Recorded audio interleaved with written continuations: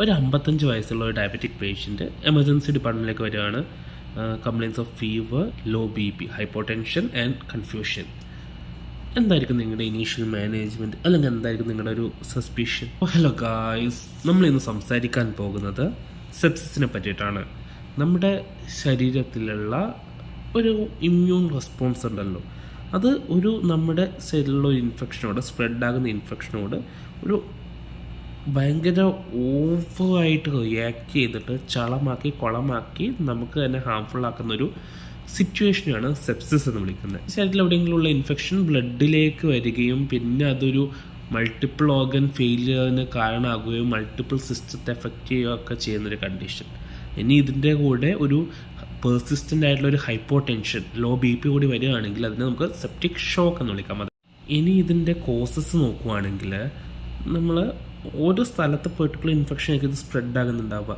In case ലങ്സിലാണെങ്കിൽ ഇപ്പോഴും ന്യൂമോണിയുള്ള patient, അത് പിന്നീട് വേഴ്സനായിട്ട് അത് ബ്ലഡിലേക്ക് ഇൻഫെക്ഷൻ എൻ്റർ ആകുന്ന, യൂറിനറി ട്രാക്റ്റ് ആണെങ്കിൽ UTI, ഇനിയിപ്പോൾ അബ്ഡോമൻ എടുക്കുകയാണെങ്കിൽ പെരിറ്റോണൈറ്റിസ് സെപ്സിസിലേക്ക് നയിക്കുന്നത്. പിന്നെ സെപ്സിസിൽ നമ്മൾ ചെയ്ത പ്രൊസീജിയേഴ്സ് കാരണവും സെപ്സിസ് വരാനുള്ള ചാൻസ് ഉണ്ട്. ലൈക്ക് നമ്മൾ ഒരു ഭയങ്കര അൺസ്റ്റേബിളായിട്ടാണ് കാനലേഷൻ ചെയ്യുന്നത്, അല്ലെങ്കിൽ നമ്മൾ ഇടുന്ന ലൈൻസ് അസോസിയേറ്റ് ചെയ്തിട്ട് ഈ ഒരു സെപ്സിസ് ഉണ്ടാകുന്നത്. ലൈക്ക് നമ്മുടെ സെൻട്രൽ ലൈന്, HD കത്തീറ്റർ, അല്ലെങ്കിൽ A ലൈന്, പെരിഫറലി ഇൻസേർട്ട് കത്തീറ്റർ ഒക്കെ ഇല്ലേ.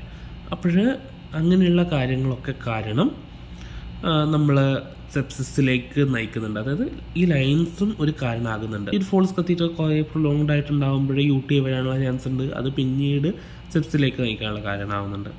നമ്മുടെ സെപ്സിസിൽ 2 ടൈപ്പ് ഓഫ് അസസ്മെൻ്റാണ് മെയിനായിട്ട് വരുന്നത്. അതായത് നമ്മളൊരു സ്കോറിങ് സിസ്റ്റം ഉണ്ട്. അതിൽ ഒന്ന് വരുന്നത് SIRS, മറ്റേത് QSOFA. SIRS എന്ന് വെച്ചാൽ സിസ്റ്റമിക് ഇൻഫ്ലമേറ്ററി റെസ്പോൺസ് സിൻഡ്രോം.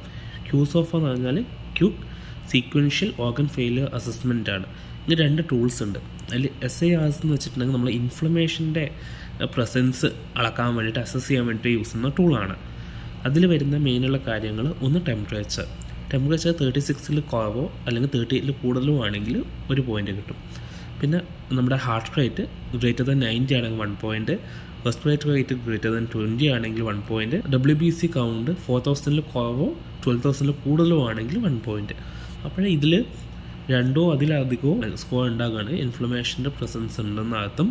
പിന്നെ വരുന്ന QSOFA. ഇതെന്ന് വെച്ചിട്ടുണ്ടെങ്കിൽ ഈ ഒരു സെപ്സിസ് കാണാൻ, അല്ലെങ്കിൽ ഒരു ഇൻഫെക്ഷൻ കാണും, അതിൻ്റെ ഔട്ട്കം പ്രെഡിക്റ്റ് ചെയ്യാനാണ്, അല്ലെങ്കിൽ എത്രത്തോളം സിവിയർ ആണെന്നുള്ള കാര്യങ്ങൾ നോക്കാൻ വേണ്ടിയിട്ടാണ്. ഇതിൽ 3 കാര്യങ്ങളാണ് വരുന്നത്. ബേസിക്കലി 3 കാര്യങ്ങൾ.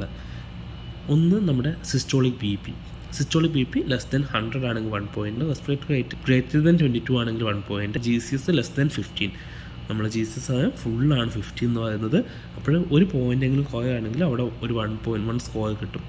അപ്പോൾ ഇതിലും 2ഓ അതിലധികമോ സ്കോർ ഉണ്ടാക്കുകയാണെങ്കിൽ അവിടെ നമ്മൾ ആ ഒരു പേഷ്യൻ്റെ സിവിയറിറ്റി നമ്മൾ മനസ്സിലാക്കണം. പിന്നെ ഇത് കൂടാതെ നമ്മൾ ലാക്റ്റേറ്റ് നോക്കും, ഇൻക്രീസ്ഡ് ലാക്റ്റേറ്റ് ഉണ്ടോ നോക്കും, GRBS നോക്കും, അങ്ങനെയുള്ള കാര്യങ്ങളൊക്കെ നോക്കുന്നുണ്ട്. നമ്മളിനി സെപ്സിസിൻ്റെ മാനേജ്മെൻറ്റിൽ സെപ്സിസ് ബണ്ടിലുണ്ട്.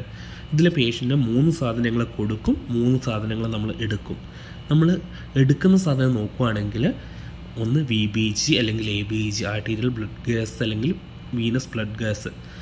ഇതിൽ നമ്മൾ ലാക്റ്റേറ്റും കാര്യങ്ങളൊക്കെ നോക്കാൻ വേണ്ടിയിട്ടാണ് ഒന്നാമത്തെ കാര്യം. പിന്നെ എടുക്കുന്നത് നമ്മൾ ബ്ലഡ് കൾച്ചേഴ്സാണ്. നമ്മൾ ചില ഹോസ്പിറ്റലിൽ 1 സെറ്റ് എടുക്കുന്നുണ്ട്, ചില ഹോസ്പിറ്റലിൽ 2 സെറ്റ്സ് എടുക്കലുണ്ട്. ഞാൻ മുമ്പ് നിന്ന് ഗവൺമെൻറ് ഹോസ്പിറ്റലിൽ 1 സെറ്റ് ആയിരുന്നു, പ്രൈവറ്റിൽ ആസ്റ്ററിൽ നിന്ന സമയത്ത് 2 സെറ്റ്സ് ആയിരുന്നു. ഓക്കെ, അത് ഡിഫറെൻറ്റ് സൈറ്റ്സ് നിന്നായിരിക്കണം എടുക്കേണ്ടത്. ഇനിയിപ്പോൾ ലൈൻസ് ഇട്ടിട്ട്, അതായത് സെൻട്രൽ ലൈനോ HD കത്തീറ്ററോ അല്ലെങ്കിൽ പിക് ലൈനൊക്കെയുള്ള പേഷ്യൻ്റ് ആണ് എങ്കിൽ ആ ഒരു ലൈനിൽ നിന്ന് വേണം ഒരു കൾച്ചർ എടുക്കാൻ വേണ്ടിയിട്ട്. കാരണം അത് റിലേറ്റഡ് ആയിട്ടുള്ള ഇൻഫെക്ഷൻ ആകാനുള്ള ചാൻസസ് കൂടുതലുണ്ട്. ഒരു സെറ്റ് അവിടെ നിന്ന് എടുക്കുക, ഒരു സെറ്റ് നമ്മൾ മറ്റൊരു സൈറ്റിൽ നിന്ന് എടുക്കുക. ഇത് നമ്മൾ എടുക്കേണ്ട UN ഔട്ട്പുട്ട്. നമ്മളൊരു കത്തീറ്റർ ഇടും പേഷ്യൻറ്റിൽ, എന്നിട്ട് UN ഔട്ട്പുട്ട് മോണിറ്റർ ചെയ്യും. ഇതിൻ്റെ കൂടെ UN കൾച്ചറും UI ഒക്കെ വിടുന്നുണ്ട്. ഇനി ഇപ്പോഴും പേഷ്യൻറ്റ് കൊടുക്കുന്ന സാധനം സാച്ചുറേഷൻ ഫോൾ ഉണ്ടാകാനുള്ള ചാൻസ് ഉണ്ട്, റെസ്പിറേറ്ററി ഡിസ്ട്രസ് ഉണ്ടാവും, കിഡ്നിയുള്ള പേഷ്യൻ്റ് ഉണ്ടാവും. അപ്പോൾ നമ്മൾ O2 അഡ്മിനിസ്റ്റർ ചെയ്യും, O2 മാസ്കിൽ O2 അഡ്മിനിസ്റ്റർ ചെയ്യും. പിന്നെ നമ്മൾ ആൻറ്റിബയോട്ടിക് കൊടുക്കും, ഫ്ലൂയിഡ് കൊടുക്കും. ആൻറ്റിബയോട്ടിക് ആദ്യം ഇനീഷ്യലി നമ്മൾ സസ്പെക്റ്റ് ചെയ്യുന്ന സമയത്ത് ബ്രോഡ് സ്പെക്ട്രം ആൻറ്റിബയോട്ടിക്കിലാണ് സ്റ്റാർട്ട് ചെയ്യുന്നത്. മെരോപ്പനോ സെഫാപേഴ്സൺ സാൾബാക്റ്റോ അതൊക്കെ പേഷ്യൻ്റ് കണ്ടീഷന് നോക്കിയിട്ടായി നമ്മൾ ഈ ഒരു ആൻറ്റിബയോട്ടിക് സ്റ്റാർട്ട് ചെയ്യുന്നുണ്ടാവുക.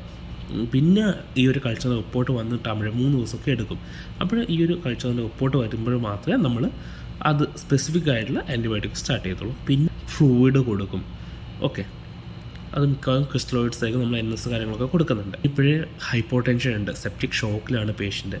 അപ്പോഴും നമ്മൾ ആദ്യം ഇനീഷ്യലി വാസോപ്രസേഴ്സ് സ്റ്റാർട്ട് ചെയ്യും, ഫ്ലൂയിഡ് കൊടുത്തു. ഇനിയിപ്പോഴും പേഷ്യൻ്റ് ഷോക്കിലാണ്, അതായത് സെപ്റ്റിക് ഷോക്കിലാണ് പേഷ്യൻ്റ്. അപ്പോൾ നമ്മൾ ഫ്ലൂയിഡ് കൊടുത്ത് നോക്കും, ഫ്ലൂയിഡ് റെസ്പോൺസീവ് ആണോ, ഫ്ലൂയിഡ് കൊടുക്കുമ്പോൾ BP മാനേജ് ആവുന്നുണ്ടോ നോക്കും. ഇല്ലെങ്കിൽ നമ്മൾ വാസോപ്രസേഴ്സ് സ്റ്റാർട്ട് ചെയ്യും. അതിൽ ഇനീഷ്യലി നോയിഡാണ് സ്റ്റാർട്ട് ചെയ്യുന്നത്, പിന്നെ അഡ്രിനാലിനാണ് സ്റ്റാർട്ട് ചെയ്യുന്നത്, പിന്നെ വാസോപ്രസ്സിനാണ് സ്റ്റാർട്ട് ചെയ്യുന്നത്. പിന്നെ കൾച്ചേഴ്സ് എടുക്കുമ്പോൾ സ്റ്റെറൈലായിട്ട് എടുക്കാൻ നോക്കുക. നമ്മൾ കൾച്ചേഴ്സ് എടുക്കുമ്പോൾ എന്തെങ്കിലും അപാകത ഉണ്ടെങ്കിൽ നമ്മൾ ഈ ഒരു സ്റ്റെറൈലായിട്ടല്ല എടുക്കുന്നതെങ്കിൽ നമ്മുടെ സ്കിന്നിലൊക്കെ ഒരുപാട് ജേംസും ബാക്ടീരിയസും കാര്യങ്ങളൊക്കെ ഉണ്ടാകും. അപ്പോൾ ഈ ഒരു മൈക്രോ ഓർഗാനിസംസൊക്കെ നമ്മൾ ഈ ഒരു കൾച്ചറിലും കാണാൻ സാധിക്കും. ഇത്രയും കാര്യങ്ങളാണ് മെയിനായിട്ട് ഒരു സെപ്സിസ് പേഷ്യൻ്റ് വരുമ്പോൾ നമ്മൾ അസസ്മെൻറ്റും മാനേജ്മെൻറ്റും ഒക്കെ ആയിട്ട് വരുന്നത്. ഇതിൽ കൂടുതൽ എന്തെങ്കിലും വേണ്ടിയിട്ടുള്ള ജസ്റ്റ് കമൻറ്റ് ചെയ്യുക. മറ്റൊരു വീഡിയോയിൽ മറ്റൊരു ഇഷ്യൂ ആണെന്ന് വരെ സൈനിങ് ഓഫ്. ബൈ.